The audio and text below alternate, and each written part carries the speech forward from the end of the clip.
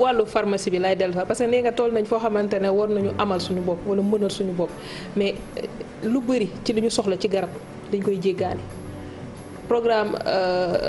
national d'approvisionnement bi fi nekk pharmacie nationale d'approvisionnement alors li muy jéggaani ci garab xam nañ ko chloroquine bi ba ñuy wax encore ne dañ koo soxla dañu ne nañu xoolaat entreprise ba ko doon def ndax duñu ko dekkalaat pour xool ndax mën nañ ko produire tey ñu tollaat ci beneen dimension mooy OMS mi ngi naan nañu pose loolu parce que am na beneen garab boo xam ne moo gën a valable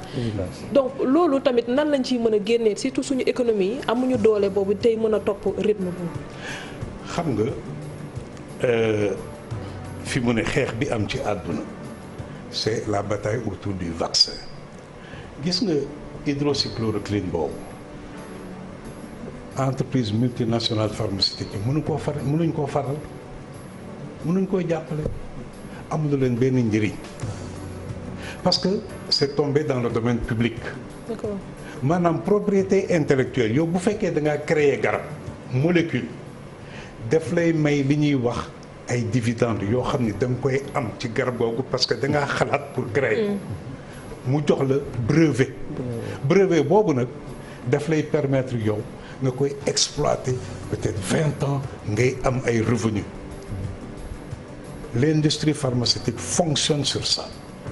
pharmacie yu ngande yi ñuy produire ay garab loolu moo leen di téye loolu moo leen di suqali waaw yow bu fekkee am na feebar bu bees bu ñëw ñoom ñu am yaakaar ne ñoom war nañoo mën a produire seen benn molécule seen benn garab boo xam ne dina leen permettre am marché yu bees yow nga ñëw ni leen déedéet chloroquine bii laay boole ak beneen garab dégg nga pour mën a faj nit ñi loolu arrangé wu leen te duñ ko nangu réew yi duñ ko nangu parce que dans beaucoup de ces pays là seeni entreprise multinationale dañuy déglu looloo tax ñun puisque yaa ngi laajte lii yëpp impact bi muy am pour ñun dans le futur looloo tax dañu war commencer ñun xalaat l'après Covid naka lay demee xam nga dafa dul normal réew boo xam ne maa ngi gis keroog ci benn télévision bu France ñu naan que France dafa bëgg léegi production paracétamol aspirine paracétamol ñu contrôler lépp biir France fii ak ñetti at ndagam France moo toog bay xalaat loolu ñun ñu am fi suñuy entreprise yoo xam ne loolu moo doon seen liggéey produire ay garab même bu fekkee aram nee na dañoo néew doole mënuñu ko mais nañu réagir au niveau de la CEDEAO. mais directeur dama la bëggoon relancer. dañu xool ci biir CEDEAO naka la ñuy organiser woo pour que l'industrie pharmaceutique Nigéria rek mën na produire ay garab daal di jox Afrique de l'Ouest yépp question d'organisation la question de volonté politique. li ma la bëggoon relancer mooy léegi yaa ngi wax ci sa analyse la ñu war a xaar l'après Covid et discours boobu élite mondiale bi yëpp tous les gens instruits les intellectuels ko ci gis mu ngi envisager l'après Covid et pourtant le Covid lui-même jeexul. est-ce que loolu mooy problème bi parce que un combat il doit être benn cible la war a am nga attaquer benn cible régler loolu dem ci benn étape. mais si tu veux être en même temps le Covid il est là tu es dans le Covid. et ngay préparer waat après Covid est-ce que loolu andul lenteur efficacité riposte pour au niveau mondial. si foog nga boole ñaar yëpp papis. foog nga xalaatandoo ñaar yëpp. réew mooy doxee noonu. gis nga fi mu ne lii xew fii ak 50 ans am na ay think tank yu nekk Amérique yu nekk Europe yoo xam ne xam nañu ko ba ñoom lal nañu seeni palang daal di ne fii ak l'an 2030 lii la ñuy def foofu la ay réew di rawante. ku la gën a mën a projeté wu rek moo la gën a mën a maîtriser contrôler le futur gouverner c'est prévoir donc pendant que yaa ngi xeex affaire bi tey yow amal loo xam ne da ngay taxaw jàng ko ci li nga nekk tey daal dina waaw lii lan laa ci jàng. loo xam ne mën na ma loolu la ñuy wax am na yeneen virus yoo xam ne dal na ci àddina dañuy naan jàng nañ ci mais ñun lan lañ ci jàng. mais yeneen virus dinañ ñëw te kooku il faut que ñu nangu ko. pour revenir dinaa dellu si yow mais pour revenir ci après Covid bi gis nga ba fi Ebola amee am na benn jàngat boo xam ni ancien ministre ba Aba Marie Coll Seck daf ko defoon ci Ebola dafa toog daal di xool situation ba mu amee daal di gis ne tout le système sanitaire allait s'écrouler à cause d'une épidémie mu daal di ne je vais mettre en place le COUS, le centre des opérations d'urgence sanitaire, pour que bés bu ñu amatee beneen crise COUS bi dina autonome financièrement, dina mën a jóg di wuti ji xaalis, dina daal di koy ubbil benn centre ca biir hôpital Fann jox ko autonomie bu COUS mën a générer des ressources, dem wuti ay ressources, tout ça pour que rek bés bu crise amee lu mel ni mbas mi bu amee suñu système sanitaire bu mu daanu, parce que tout simplement il y a une épidémie. mais ndax tey daanul ndax système sanitaire bi continuité du service léegi bu ñu waxee nit yi dañ lay téye sa kër état daf ko war a suñu assurer. centre de santé yi mënatuñu sax wala centre de traitement yi mënatuñu dékku li nga xamante ne moo am ci contamination donc tey ñuy wax toog yi seen kër est-ce que loolu it nekkul nit ñun finalement affaire bi sonal nañu système sanitaire bi amagul poids bi nga xamante ne moo waroon pour mën a suñu contenir système sanitaire aram dafa di loo xam ni ci ponk yi nga xam ne ci la wéewu pour mën a dëgër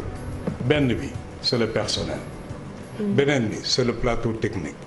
dégg nga beneen bi c'est tout ce qui est médicaments et consorts. waaw ñu daal di gis ne suñu système sanitaire xaalis bi mu laaj pour mën a fonctionner doyul. chef d'État Afrique yëpp daal di àndandoo daal di ne depuis 2001 ñu daal di ne il faut que nag ñu jóg ci suñu bopp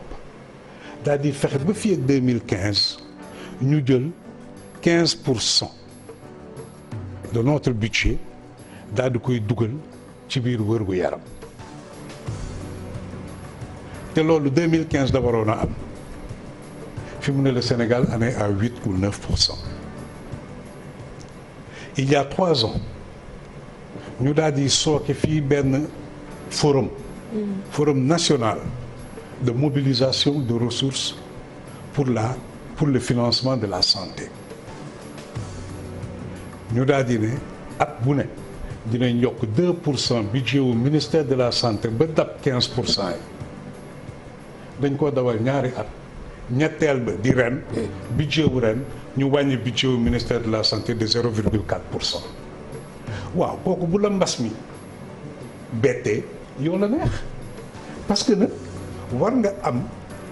projection boo xam ne ça te permet nga daal mais est-ce que 2% est-ce que 0,2% ba nga xam ne comme ni ñu xalaatee woon daal dina nañu mettre en place le COUS ba nga xam ne système de santé bi bés bu amee lu mel ni mbas mi bu ñëwee COUS bi mooy gérer loolu système de santé bi daal di continuer di assurer la continuité. nga xam ne yeneen feebar oui. en fait gis nañu ne ci seen ay yëngu yéen da ngeen doon lëkkaloo ak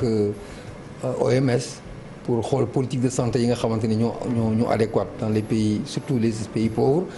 ngeen amoon li ngeen signé Sénégal dugg ci que le choix des orientations en termes de priorité yéen a koy définir par rapport ak les organisations est-ce que on a lu changé waat aujourd'hui par rapport ak li ngeen di repenser aujourd'hui les priorités. repenser les priorités yi nga xam ne mooy urgent yi nga xamante ne dañ ko war a tëggat très rapidement. au niveau du Sénégal. les politiques. waaw yi ngeen doon partagé parce que avant organisation yi ñoo leen di wax fi ngeen di dem mais après il y a une évolution da ngeen di concerté ak ñoom ngeen wax leen ñun lii mooy suñu priorité lii ak lii ak lii. ça c'est une nouvelle donne maintenant mais lan mooy nekk taxawaayu seen organisation pour le cadre du. ñun li ñuy def mooy li ñuy wax plaidoyer maanaam wax daal di ne politique bii ngeen lal du politique boo xam ne dina dox wala méngoo na ak li ñuy nit ñi bëgg. te kooku muy santé muy alimentation muy énergie muy ndox muy téléphone juróomi programme yooyu yëpp ñu ngi koy dawal te bu ci ne dañuy analyser les politiques publiques daal di def suñuy note rendre compte daal di ne politique bii doxul wala politique bi sooxe na fii exemple yoo xamante ne yu illustré que ne vraiment vous avez dit li baaxul tout à fait ñëpp teg nañ si bët est-ce que mën nañu ko xam ñun Sénégal mën naa la joxe exemple oui c'est important ñu xam mën naa la joxe exemple ci ñaari fànn benn bi mooy wér-gu-yaram puisque moom la ñu tàmbalee waxtaan bi gis nga ba ñu lancé CMU Sénégal couverture maladie universelle président Macky Sall 13 septembre il lance la CMU au Sénégal daa di ne CMU bi nii lay doxee lii mooy seen àq ak seen yelleef ci CMU bi dinaa fexe les enfants de 0 à 5 ans mën a am lii dina daal di lal programme am ñun bañ ko déggee ñu daal di ne ni ñu ko waxee nii du mën a dem foog ñu xoolaat ko ñu koy wax ci rajo yi di ko wax ci télévision yi boobu waa ministère de la santé nañu ñëw leen ngeen wax ñu leen lan ngeen bëgg ñu yokk ko ci li ñu wax pour que CMU mën a taxaw Sénégal ils nous ont reçus avec une ouverture d'esprit extraordinaire ñu ni leen benn CMU du dem tant que yéen jëlu leen ko